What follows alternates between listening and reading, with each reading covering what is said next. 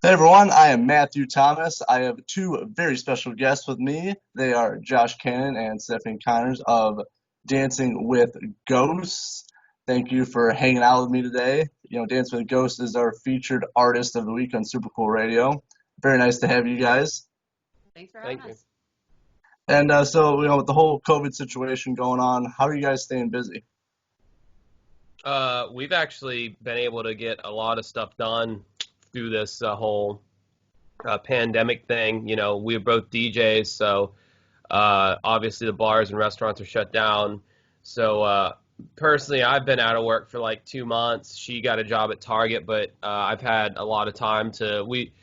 We finished 3 songs, including our new single "I Like You," which we've already released, but we've got 2 more in the bag that are essentially finished because we've had this time to do this. And We're, subsequently, we shot the music video for "I Like You," which is something we would not have been able to do had this pandemic not happened. And for me personally, just put out a lot of YouTube videos on my on the Dancing with Ghosts YouTube channel. Uh, Podcast and all the other stuff that I do. So I've had no trouble staying busy. yeah, no, I he's been keeping busy with that and with me getting my little. I didn't want to depend on like government assistance, like because I they're too slow and I needed money, so I was like, I'll get a part-time retail job at something until everything goes back to normal. So I've been busy as well. So Very good to hear. I know, Josh, you talked about "I Like You," which is your latest single that was Yep. released on May 8th. And I want to, what's kind of like the inspiration behind that? Because I saw the music video. It's a pretty intense music video.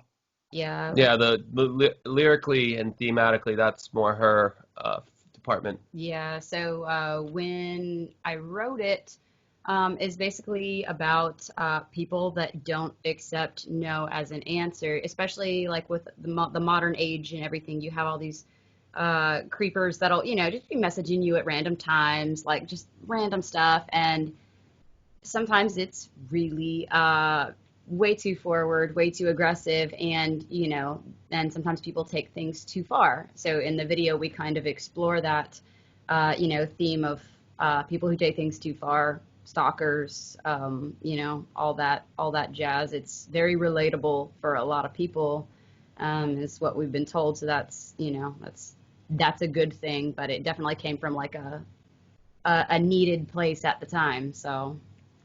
Yeah, and especially like with the internet, it's very easy to get access to people and to message people, and I think people kind of take that as their right to talk to this person. Yes. Oh, absolutely. Absolutely. It happens all the time. And I'm actually kind of a private person. Like he'll tell you if people start talking at me too much, I get really overwhelmed. Like I talk to very few people in my little circle. And so like I try to humor people and do the right thing, but it's a hard line to draw because me as a person, I wouldn't be talking to them at all. So it's you want to do the polite thing, the right thing, for your PR or what have you, but because you don't want to be perceived negatively. But me as a individual, I wouldn't normally want to do that. So it's a weird line to You draw. sound like a damn politician right now. No, it's hard. It's hard because you don't Yeah, you you well, know. you gotta shake their hands. You gotta look at them in the eye. And you don't want to make them angry, but at the same time, you do want to preserve a little bit of your own private shield around you. Do you go to Camp Stephanie instead of Camp David to retreat Oh from my the God, I don't adoring like you. public? I don't like you. I I like you. don't like you. This is actually where the lyrics came Yeah. from.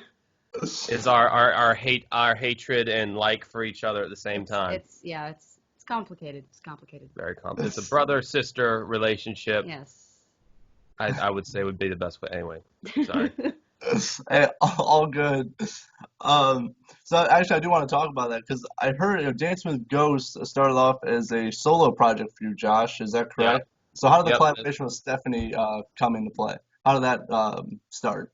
Um, so I started the project. I have to mentally like say the stuff out loud to like get my brain to go in the direction of how she ended up in the band because I have the a longer version and a short version. Short version we met during the hurricane of what, 2000 We and started hanging out during the Hurricane Irma Hurricane of Irma. 2017. She was at my house. The power was out. I had my guitar. I started playing my songs, and she already knew all the harmonies, most of the harmonies to the songs, and she just kind of jumped right in without me even like asking her to do so, and like we sounded good together. And so I started thinking to myself, because I had done the whole band thing for 10 years, 15 years, however long, 20 years, 35 years, where I just I was tired of people flaking out on me. Every time you start a band, you get to a certain point, and the drummer quits, the singer quits, and it takes 6 months to find a replacement. And then by that point, everyone's over it, and everyone just wants to call it a day. And I was never the guy who wanted to call it a day. I wanted to keep going, and but I had to rely on too many people. So I wanted to keep this thing like just me, because I knew I could never quit on myself unless I wanted to. So I was reluctant to add her at first, because it's like, oh, well, here's another person that can just quit on me. But I took a chance, and she's proven to be just as dedicated to this as I am. So this was what, 2017. It's been 3 years. 3 years, yeah. So that's how she became a part of it, and it's been a benefit to me because on my first album, my singing was serviceable, but there were definitely spots where like a lead vocal would have really like benefited the mix. And I don't really consider myself a lead singer. I just kind of do a serviceable job singing. So she really can come in for those big lead high parts and drive it home. So she's been a asset in many ways. Yeah, and I come from band backgrounds too, so I totally understand the whole people leaving and screwing up everything. Like I've had a few bands myself, and it just I just happened to be at a time at a place where I wasn't in a band, which was very fortunate, because I was a super fan of his album that had come out just maybe 2 months beforehand. And I was like, oh, I want in on this project so bad, but I'm not going to ask because I know it's his private thing. And I wasn't sure how our vocals would work together either, but I wanted in, but I wasn't going to say This that. is what is called a old-fashioned, typical over-answering of a question by us. We do this in every interview. Yeah. We get asked a question, and we just, basically it becomes inside the actor's studio with us, and we have to just, like, give you a 30-minute dissertation. I think it's more fun than an interview where it's like one-line answers, personally. Otherwise, there's no reason to get interviewed. Yeah, that's a very good point. I got nowhere to be today. Most things are closed anyway, so take as much time as you want. Where are you from, I'm from Indiana, northern Indiana? So yeah, we're starting to open up. They're allowing concerts coming June 14th. Oh, nice. Really? Oh, cool. Yeah. So how's it in Florida for you guys? Well, Florida's leading the way for opening shit back up. So, our governor, Ron DeSantis, I think is trying his hardest to push things along. We're in phase 2 of reopening, so restaurants are at 50% capacity. Basically, some of the only places that aren't open are the places where I work, Yep, bars, stuff like that. So if you're a musician or you're a DJ of any kind, you're still up shit's creek without a paddle, but everyone else is just going back to normal, it seems like, here in Florida. So they're talking about opening up Disney, July 5th? Yeah, and it's funny because it's fine to go eat at a restaurant, but it's not fine to go to a bar. It doesn't make any sense. So like one of our local bars, they have like a hot dog cart out front as like a way of getting around it. Like, we have food, Shit, I went to one bar recently where they're like, you can sit in here at this table, but you have to buy a pack of pork rinds. That's how they got around it. It's like, I like the cut of your jib. Yeah, a lot of people are getting creative with these, these rules and regulations that, I mean, to me, some don't make some sense. Like, you can go to a restaurant in Indiana, but you have to wear a face mask. But, like, to eat, you gotta not wear the face mask. Shove it underneath, the spaghetti underneath the face mask. I saw someone put like a zipper in a mask. That's how they do it, but it's very interesting. At that point, you're still breathing in the air, like it doesn't. I'm thinking about the zipping down of the mask. It's like you look like a little predator or something. It just like opens up and your tongue comes out. I saw a girl on Facebook had like a one of those just the cheap ones, and she cut a hole like this way, like a slit, so it looked like her jaw unhinged as she like shoved food in Oh her God. face. Yeah, I saw someone was making face masks, and there was like this clear plastic rectangle, Oh, those are so terrifying. people can see you smile, and they just look terrifying. That's not why they were created. One of the ladies made them for her, I guess, her deaf child, so she can still lip read. And I think the concept is good, but they're so creepy. It just looks like it's not good. I haven't seen any of those. I have a skull bandana. That's what I wear. But so actually, I want to talk about. I believe this is your latest release, Hex. That was Yeah. released last year, and I actually Yeah, have the green copy. the Hey, green version. how'd And you actually, get I want to that? talk about this album because it's from my understanding, it's like a best of per se of Dancing with Ghosts. It was made out of necessity. Yeah, because when we would play our shows, we'd have his first album, which was Koyaanisqatsi, which didn't have me on it, but we did play some of those shows live, and then we had We our. played some of those songs live. Shut up. You said shows. We Yeah, played some of those they shows know live. what I meant. No, they Yes, they don't. did. Anyway, and then we had our what we consider our EP, The Nightmare Inside You, which did have me on it, but we wanted to get people to be like, well, what album should I buy? And there wasn't a one size fits all answer. So that's Hex was our answer to that, plus two extra tracks. But we took kind of like the best of, remixed, remastered, added me to things that would have been on the first album that I wasn't on, and that's essentially what Hex You end up with is. one cohesive product, if you will. So when at the merch table after a show, online, whatever, where it's like, what album should I get? Just get Hex. If you get Hex, that's the best stuff. That's the most representative of where we're at right now. And so all those, I mean, I feel like we have enough material to almost put out a second album at this point, and a lot of songs people haven't heard. So God knows when that's going to happen. But Yeah. yeah, that's basically the Hex answer. Gotcha. And so I was just curious. So there's a red and a green version of Hex, and so what's kind of why is that pretty much? The red version or pink version is the original version. It has a song on it called "Eyes Wide Open" version 2. Um, that is a song that it's a fine song in and of itself, but it doesn't really fit our musical direction anymore, which is a shame because it's kind of a popular song on our Spotify. And it was one of my first songs that really, grabbed people, and still to this day, some people say "Eyes Wide Open" is their favorite song. Um, but we didn't. So, for instance, if like say the pink version of the CD fell into the hands of like a label person, A&R person, and that was the song that they're like, yeah, we want more of that. We didn't even want that to be on the table for the green version. So and at the same time, we released a new song called White Room in the interim of Hex, after Hex. So we wanted people who bought the new CD to have White Room on there and not Eyes Wide Open. So we replaced Eyes Wide Open with White Room. We reordered the track list to reflect our live set list because we never really, when we did the pink version of Hex, we didn't really play the songs live that much at that point.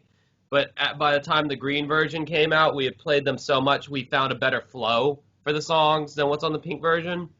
Um, and then thirdly, we just needed to do another run of CDs because Yeah. we had almost sold out of the pink ones. And we also changed out some of the art and stuff inside. So Right, we were trying to kill off the face paint image by the second version, so there's not. For instance, in the pink version, there's the origin stories behind our face paint characters and all that. We kind of tried to. and that is fun, like, because both of those characters exist from our music videos. So we do, we are still very proud of those things, but live we do different things now. So we wanted that to Yeah. be kind of the go forward direction because we know we're not going to have another album out for a while, and that's very representative. So it was done for a couple reasons. Yeah. And I really dig White Room. That's actually my favorite favorite of your guys. So I'm Wait, glad that's why I got the green version. But I actually want to tell you. So you guys been doing live streams. You did one, I believe it was in April 25th, I want to say, and now Probably. and you had one Saturday. Yep. So how do you guys like prepare to do like a live stream? It's obviously different with no crowd, you know. Each live stream's a little different. Our first live stream started out really naively, I should say. We literally just threw up the webcam, had a microphone, and just played our songs acoustically, With just the guitar. which is something we had already done quite a few times anyway. We kind of have the two sides of the band where we have the full electric show, and then we have, we're totally comfortable doing acoustic stuff, which some people might find surprising when they listen to how electronic our music is, as far as like the synthy aspects and all. But we can break down the songs to just a guitar and two vocals, and they're just as powerful to a lot of people. So we knew that that wasn't going to be a problem. But then as the live streams went on, we felt like we kind of wanted to kick it up a notch. And so the big electrical live stream, do you know what date that was? No, you don't. About a month ago. So we we basically wanted to, for the last live stream we did, we wanted to basically do the exact same show that someone would see if they came and saw us live, including dressing all up in our show attire and having the TV screens with the imagery. We are our buddy Harvey controlling the lights off screen, and the lights would change and they'd black out after the song. So it was actually more professional of a lighting system than what we have when we play real shows. We don't have a lighting guy. Yeah, we don't have a lighting guy for real shows, but and we wanted to do full electric, and so for that we had to a bunch of technical jargon. Basically, long story short, it was a huge pain in the ass, but we pulled it off. Weeks of work. Yes. So for that one, there was a lot of preparation, but normally we just sit down in front of the webcam. We already know the songs, and we just kind of interact with people and take their requests. And they're a lot of fun usually, when we're not doing the full electric setup. That's a pain in the ass, but I don't know. I feel really good. I feel like a powerful performer when we got the whole shebang. So those are enjoyable for me. Well, you're also not the one who has to set it all up, so I could see how. I help set up the scrim, and I do my stuff. And that was keyboard. Like 5% of the setup. So applause break for Stephanie right now. I'm not a techie. As a matter of fact, I'm more likely to have like electronics just go defunct on me. So it's better that I don't touch them. So that's what's best for everybody. But we are doing a stream tonight that's going to be a bit different. We've never even played this way before, so it's going to be guitar, piano, vocals. But with the keys, because normally, like, I have an actual like piano at my house, but we obviously can't ship it here, so we're breaking out the keyboard. But we've never actually sat down and done like the acoustic guitar and the just keys before. We practice electrically or just acoustic guitar, so this will be a different one for us. We haven't done anything quite like this before, so it'll be different. It'll be good. That's something very cool to expect. I watched your full electric live stream. That was my first time actually seeing you guys like perform, and I really dig like just all the TV, the monitors, the TV screens, all the videos before and during each song. I thought that was really cool.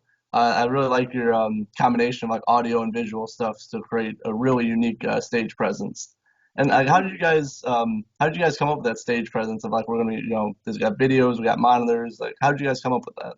Well, the initial thought that I had back in the day was it's like, okay, I'm aware that I don't have a drummer when I play live, and it's basically trying to compensate in an entertaining way to make up for the fact that you don't have that person in the back, who's flailing his arms around, because that is an impactful visual thing for most traditional bands. And so I wanted to make up for that, because the thought of me and Steph up there just playing our instruments to, some drum backing tracks seemed like it could have been okay, but I felt like, I could take it up a notch with this and make it more entertaining. And I had been doing YouTube since 2015, so I already knew a bit about video editing, and I'm like, I bet it would be really easy to like throw in some cool visuals behind these tracks. And So we started out with just one little rinky-dink TV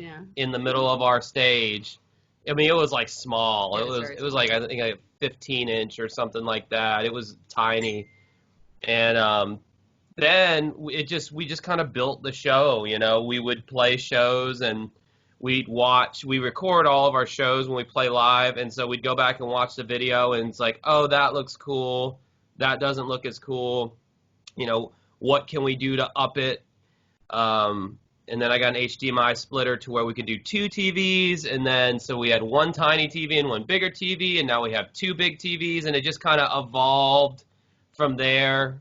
Back in the day when we were doing the face paint, we had a whole shtick where she would costume change into the witch character from our music video, The Witch, and it was just a building process, but I knew from the get-go that I wanted some kind of visual thing going on besides just us playing. Since we didn't have a live drummer, you know, it was basically distracting people from the fact that, you know, this isn't your traditional full band setup, but it's still, you're going to still be entertained. As a result of doing that, we never see people looking at their cell phones while we're playing. I think of it a little differently. I think of it as just like bringing a more full show, because it's not just auditory, which is what you're used to having at a show. It's like you're utilizing multiple sensories, and so I think that's really cool. Like, 'cause when I put on a show, I want people to feel the way that shows used to make me feel when I was younger. Like, you know, when I would go to a show when I was like, 15, I was like, oh my God, this is so overwhelming in the best way. And so, like, if we can get somebody out of their element for a little bit, make them forget their problems for a little bit and just kind of be present in the moment, not on their phones, not, just be present. I think that's a very cool gift to be able to give personally. Yeah, for sure. Like, going to concerts, at least, I mean, for me and I think other people, it's an escape from like what's going on around you. It's, you're hanging out with a bunch of people who have similar interests, the bands you like, and we're all just here to have a good time. And I know I used to take photos when I went to concerts, but I was like, well, I'm looking at my phone more than I'm looking at the stage, so I'm just gonna, focus on what's going on in real life. Yep. And all right, so I have a big topic to discuss with you guys. It was just announced you guys have signed with DI Records, and that was very exciting for me to hear. And I kind of want to, like, how is it on your end? How is it for you guys? Well, I think that the cool thing about Dakota, who is president of DI Records, is he's someone who's really like on the ground doing the work, as far as like really trying to push the bands on his label to go further and to broaden their visibility. Mm-hmm. Whether it's getting them on Spotify playlists or presenting them to bloggers or whatever. And it's for us, it's that essential need to take some of the load off of our hands. We were doing all this stuff before we met Dakota, as far as trying to submit our stuff to playlists, because that's the new radio. It's getting on a Spotify playlist is tantamount to getting on the radio nowadays. I mean, not as big as terrestrial radio, but it's getting your foot in the door to get heard by a lot more people. And so we were doing all that on top of writing new music, on top of doing this, on top of doing that. And so basically that feeling like you have someone in your corner who's on your side, who's like helping and working for you to, build what you believe in, and they believe in it too. It's just a really like cool thing. Not only that, but like he really does push bands, even bands that aren't signed. He just wants to help undiscovered artists get discovered. Like, the only reason we even know him is he had shared our music video for The Nightmare Inside You a while ago, like a long time ago. And I was like, oh, thank you so much. And he's been, communicative ever since. And so we actually hosted a Halloween record label takeover, and we did a lot of like promotional stuff with them. But that was an opportunity that he gave us for just because he can. He didn't have to do that. So he really does help artists, whether they're signed to his label or not. And so that is that's big for me, because a lot of the artists I listen to are smaller artists, and I would want those opportunities for anybody, you know. That shows you're in the business for the right reasons to me. Yeah, no, I've worked with Dakota. He was actually one who sent me you guys' music. That's how I first heard of you guys. So he's a very great guy, and and like you said, he works with a lot of independent bands, and he just does the best he can, and he helps out as many people as he can as well. I know he's got a Facebook group that's just dedicated to just discovering new artists Yeah. as well. Yeah. Yep, yep. So I always ask my guests that I have this question. So outside your band, what music are you listening to right now? So we listen to real different stuff. I'd say like artists I am just in love with. So like Youngblood, Falling in Reverse, Escape the Fate. There's Tempo Shark, I Hate Kate, Darling Thieves. Like there's a lot, but our musical taste is just so different. But those are like I'd say like more current time artists than a lot of his choices. I've been going back and re-listening to a lot of Moby. I just listened to his audio memoirs, and I just kind of reconnected because Moby's album Play was the first album I ever bought. Period. I was in fifth grade, and I loved it, and it really it informed a lot of my electronic sensibilities listening to that album, and so I went back. I've been going back and listening to his back catalog, his punk rock 1996 album Animal Rights, which is a super underrated album, and Depeche Mode. I always have them on repeat. Been listening to a lot of like synthwave. It follows a lot of bands fall under that category. I really like that.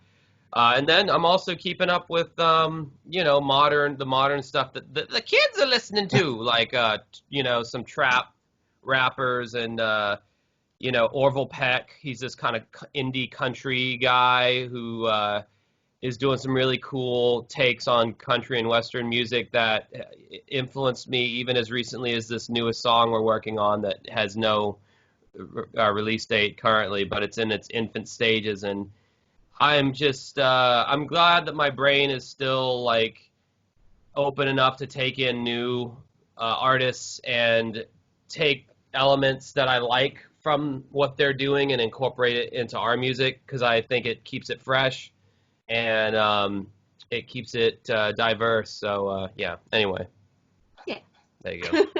Right on. Actually, I got to see before everything got shut down. I actually got to see Escape the Fate and Falling in Reverse. Me too. Me too. Was it the Drug and Muse Gold Tour, or is that? Yes, yes, yes. I have probably like 7 Falling in Reverse shirts right now. I have a problem. And now they just released like new limited edition face masks that are pre-order. I was like, oh, but they're $15 a piece. But I kind of want them both anyway.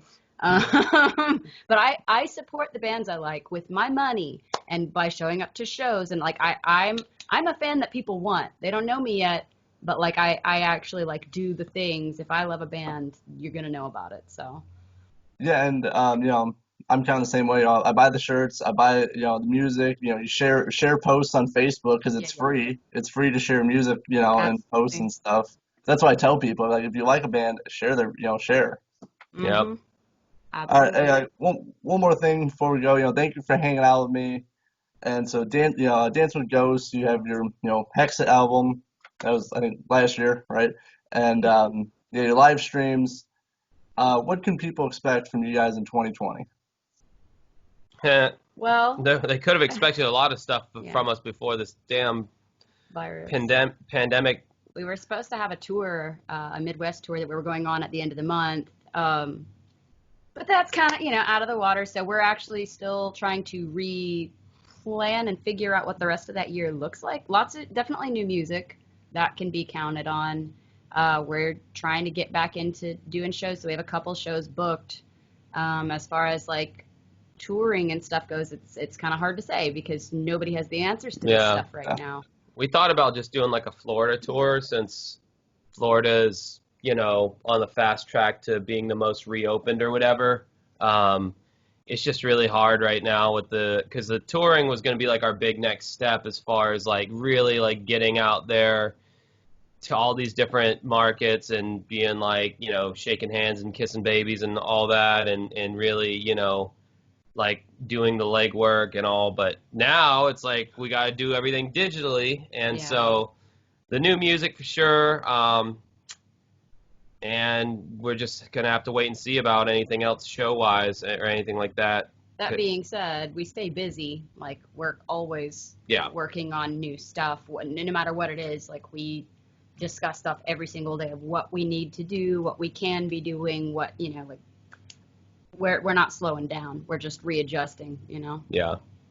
Yeah, and I mean it's very hard. A lot of states are doing different things where different restrictions and different amounts. So it's hard to even plan going out of Florida. Nearly impossible. Yeah. Yeah. So, but I do hope you guys stuff safely clears up. I do want to see you guys live, so hopefully I get a chance of doing that. So maybe sometime. But We So Indiana. Where I feel like Indianapolis where's Indianapolis? Is Indianapolis in Indiana? yes, it is. That is about the middle of the state. Yes. this boy doesn't get to travel much, so this was going to be extra fun to drag Should've. him around the Midwest because I love the Midwest. So Hey, So we had a show Yeah. booked in Indianapolis before all this went to shit. we are so excited to. Yeah. Because we did it all ourselves, and that was a lot of work, but it was a good feeling to because we're DIY with everything, and so it's like, oh my gosh, we did it, so that felt really good, but it would have felt better to go. But yeah, we'll just readjust and try to figure out when we can get back out. Yeah, and for sure, again, things to look forward to when we get past this whole COVID stuff. Oh yeah, for sure. Dude, I loved your basement that you're in. It looks so cozy. Like the carpeted steps and foosball table. Thank you. Yeah, that's what people like because I got to do interview, obviously from here. So yeah, the people always notice. Oh, like, oh, you have a foosball table. Like, yeah, Looks like a good time. It's like a little man cave, as they say. yeah. I got all my fun stuff down here. So and a bunch of books. Yeah. Well, I'm not so much interested in the books, but the foosball table. See, I like books. I love books. Yeah, but the foosball table always it converts to a pool table underneath. So Oh, sweet. yeah, Man, it's not regulation size. It's a lot you got it smaller. all figured But, out. yeah, I The mean, books and pool table. yeah, you gotta have everything. Thank you guys for hanging out with me. I really dig your music, and I'm looking forward to the live stream tonight. I heard you guys got some contests going on, so Oh yeah. that's always fun. So it's gonna be a little bit different from because I watched the electric one, so it's obviously gonna be a lot different of an experience. I Yeah. believe the marketing term is more intimate, Yeah. which is a code for we were too stressed out to do another full electric live stream, so Yeah. we're back to being more intimate. It doesn't mean that we won't ever again, but God, that was just. If we had a team of people, Yes. we would do it all the time. Pretty much the story of our band is if we had a team of people, dot. A, B, and C could have been accomplished Yeah. easier, faster, Yeah. more efficiently. But Yeah. it always goes that way with us. Yeah, I feel you guys. But hey, thank you for hanging out with me. I hope you guys stay safe, and I look forward to seeing you guys sometime soon. Thank you for Yeah, having for us. sure. Thank you, man. Appreciate you reaching out and all. Yep. We were happy to do it. Hey, I like to support the up and coming and independent art. Well, now DI Records signed, but I up and know, coming that's so artists. weird. Yeah. A couple bands did that, like they signed with the label, and I go, these independent. Oh, wait a minute. I mean, signed to. Yeah. It's so cool. I love seeing like my friend's band get signed. It's just so cool. Yeah. Yeah, it's surreal to a certain extent. I'm still like, I don't I'm know. like, what hashtags do I use now? I can't put like independent artist. Yeah, unsigned hype, unsigned artists. That was like always like the hashtag. Hey, you gotta adapt everything, just like with everything. Oh yeah. Oh yeah. Again, thank you for hanging out with me. Dance with Ghost, our featured artist on the Super Cool Radio. Thank you so much. Take care. All right, Bye, bye. everybody.